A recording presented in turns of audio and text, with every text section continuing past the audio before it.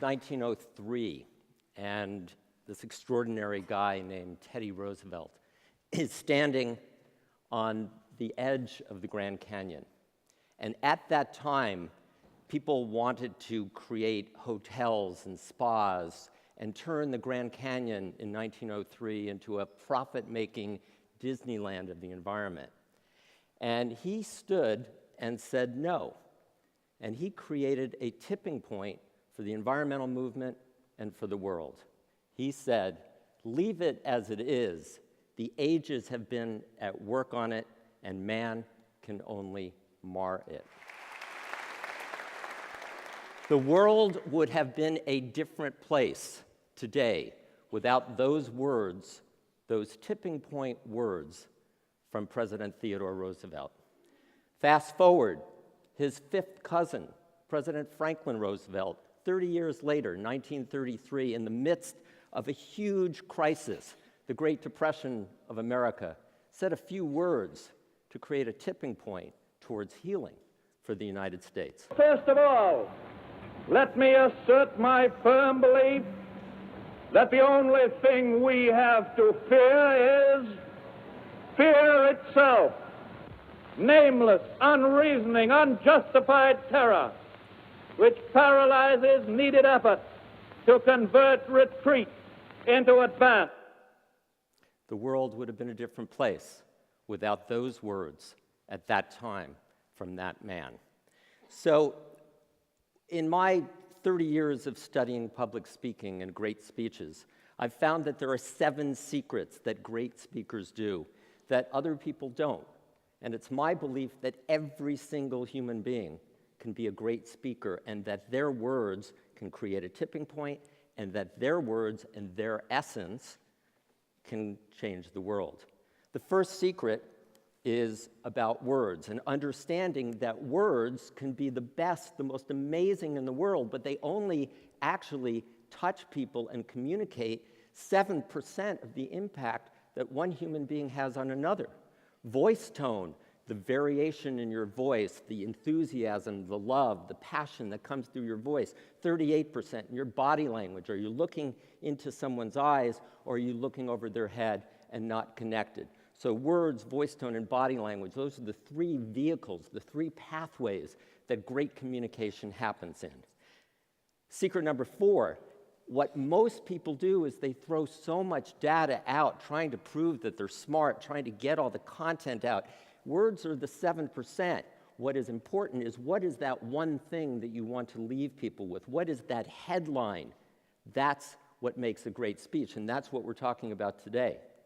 Secret number 5 is fascinating. If you are afraid, are any of you afraid of public speaking?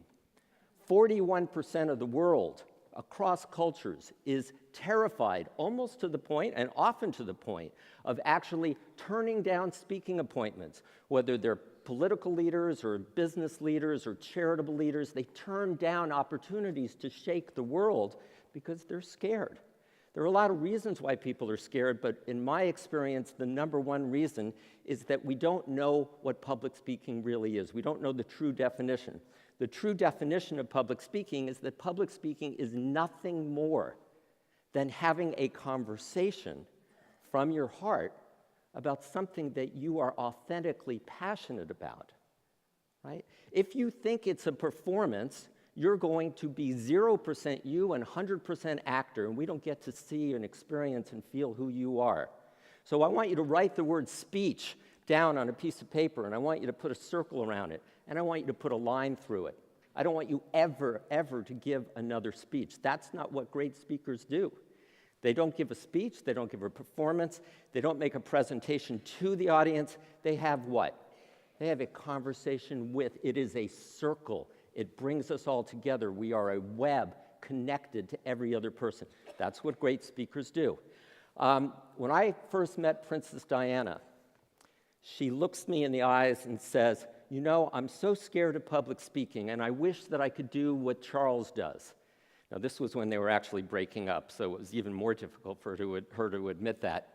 And I said, "What does he do?" He said, "Well, he just stands up there and he tells this funny joke, and then he moves on, and he's completely unfazed by it." And I told her that Prince Charles doesn't have what she has. And what she had was what touched and moved the world. People connected with her on a human level, and that all you need to do, Your Royal Highness, is just share from your heart, that huge heart that you have, and your gut, and people will love you. Even through the speech that scares you, they will feel you, they will know you, they will connect with you, and that it is far more effective than giving a speech, than telling a funny joke, but not sharing your heart. So secret number 6, and you'll notice this in some of the speakers, is that we actually have 5 parts of our brain. Those 5 different senses, seeing, hearing, smelling, tasting, touching, and feeling, translate into 4 different actual communication languages. Speak one of them, you're not going to be very good.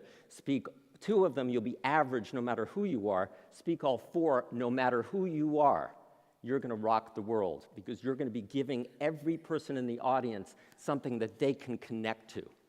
And visual is the energy of energy. It's the language of energy. It's Robin Williams. I've used him as an example, and I'm going to continue to use him as an example. How amazing was Robin Williams? Auditory is the ability to translate details and what you see, what you think, what you feel into a story, into words. Ronald Reagan was a great example of that. Auditory digital, that's the Albert Einstein, the Bill Gates, the analytical, statistically driven kind of information. You don't have that, you don't have a foundation of credibility. People are going to go, wow, that person's very charming, but there's no there there. And kinesthetic is the James Earl Jones, the Morgan Freeman, the Barry White. Oh, baby.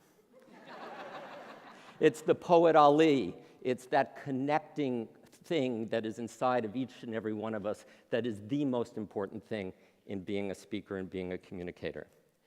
And then 7, you can just have this and nothing else, and you will still rock the world, as so many people do. And that is your authentic passion. What is it that is so effing cool that you just have to share it, or so effing compelling? And I use that middle word. You can use whatever version you want, because it's a visceral thing. It's not intellectual. So let's go back on our chronological tour of great speeches that have created tipping points in the world.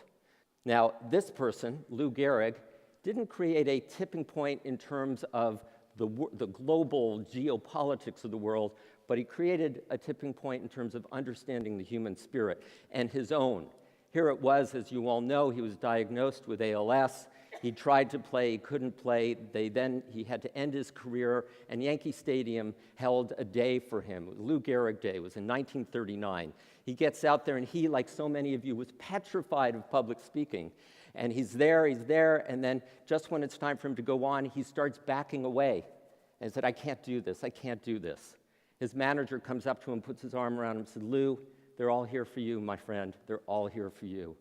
And walks him up, and he goes, and this is what he says. Today, I consider myself the luckiest man on the face of the earth. Everyone who studies public speaking puts that speech in their list. It's just unbelievable, the sense of gratitude that this man had in the middle of his own personal crisis.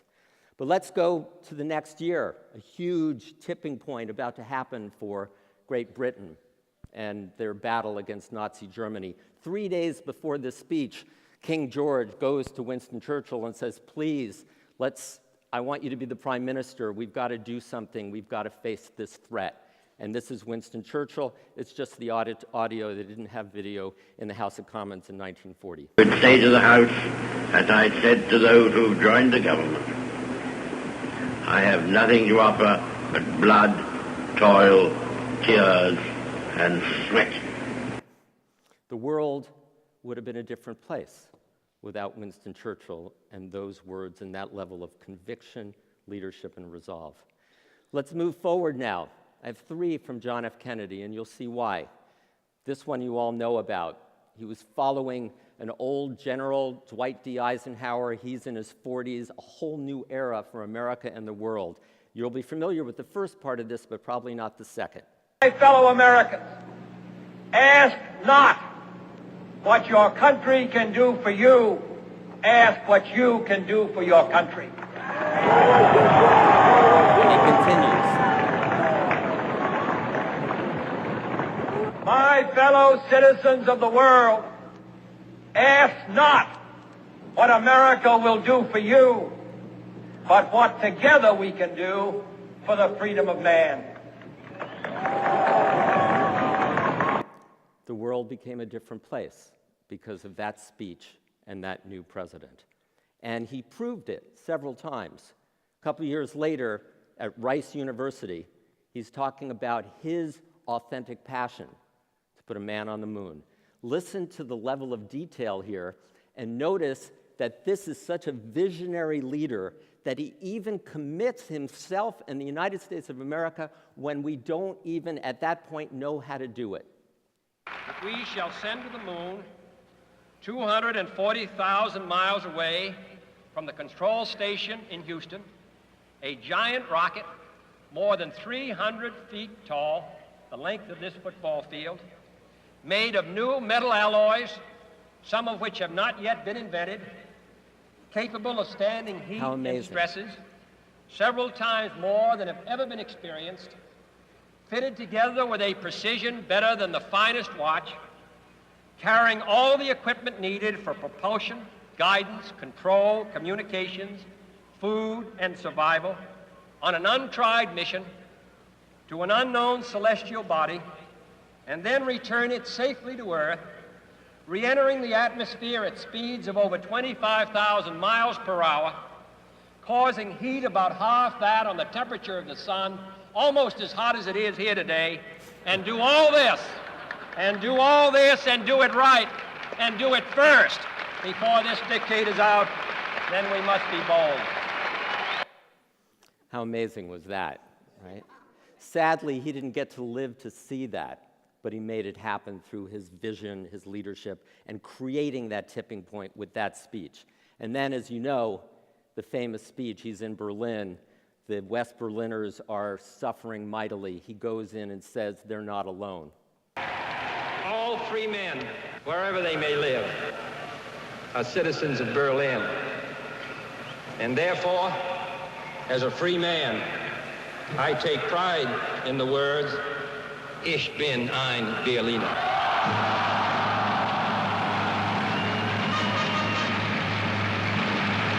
Okay, so next year after that, or that actually later that year, Dr. Martin Luther King, I think you've all been aware of this, no one would doubt that this speech, half of which he ad-libbed, this speech shook the world and created a tipping point. I have a dream that my poor little children will one day live in a nation where they will not be judged by the color of their skin, but by the content of their character. I have a dream today.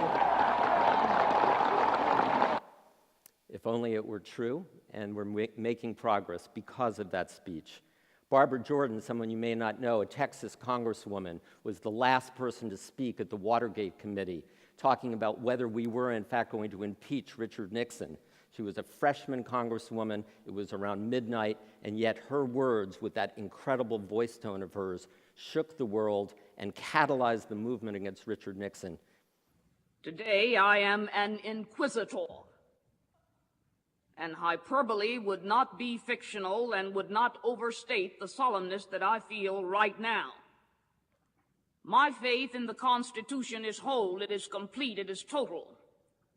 And I am not going to sit here and be an idle spectator to the diminution, the subversion, the destruction of the Constitution. Barack Obama. Tonight is a particular honor for me because, let's face it, my presence on this stage is pretty unlikely. And that's it right there. That speech was a tipping point. It changed America. Whether you like him or not, that one speech in 2004 changed America.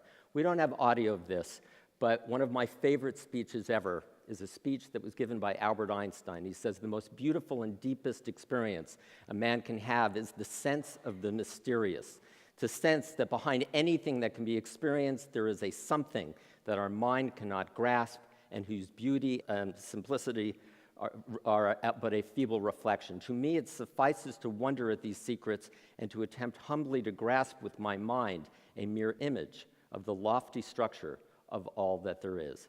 And he did that and created a shift where we understood how matter and energy are the same, and created a new paradigm. And some people even think that it mirrors this ancient symbol, which was the symbol and is the symbol for God, called Om. And if you look at it, there's a backwards E, there's an equal sign, there's an M, which is on its side, there's a C, and there is a supernumerary that also looks like a square. E equals mc squared, thousands of years ago, reflected in Albert Einstein's discovery in 1906.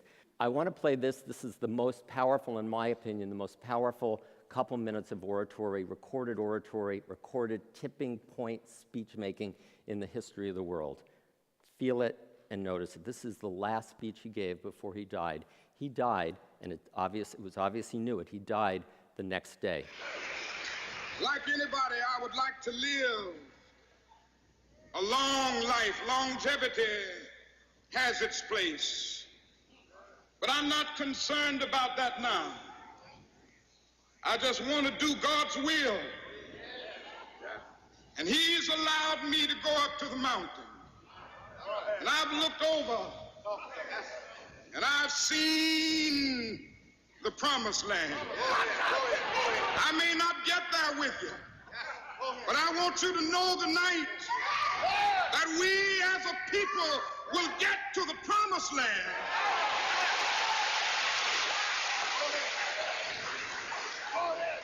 So I'm happy tonight. I'm not worried about anything. I'm not fearing any man. Mine eyes have seen the glory of the coming of the Lord. So, are you afraid of public speaking? If so, you're along with half of the people on the planet. The way over that is to see it as a conversation from your heart and to ask yourself this one question: what is my dharma? What is it that I am passionate about that I want to share with the world? Something that my unique DNA, which is contained in every one of 50 trillion cells carried in 50,000 atomic bombs worth of energy, that's what Einstein said, will allow me to be out in the world, make a difference, and give speeches, share my passion, and make the world a better place. Every single person I've worked with has the ability, in their own way, to break through, to make the world a better place, to bring that passion out, and to create a tipping point that will change every single thing on the planet and indeed make the world a better place. And I encourage you to please step through the fear, share your passion, share who you are authentically, and make that difference. Thank you all so much.